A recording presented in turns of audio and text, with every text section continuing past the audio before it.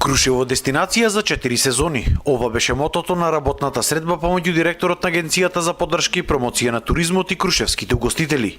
Во 2018 година ќе се вложиле повеќе средства за промоција на градот, но сепак и самите туристички работници требало да придонесат за поголем развој на Крушево. Туристичкиот сектор во Крушево и повеќе треба да ја плаќа својата туристичка такса, бидејќи на таков начин му овозможува на самата општина Крушево поголем развој во сегментот на туризмот.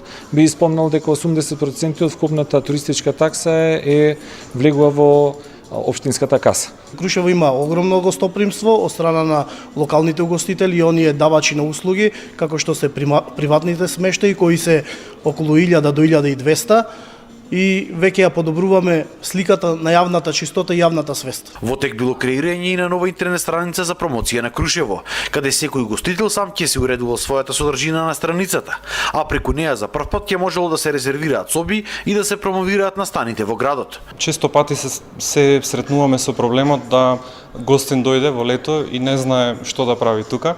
А во Крушево се случуваат 4-5 мини настани кои што најчесто се познати само на кругот на оној што ги организира тие настани.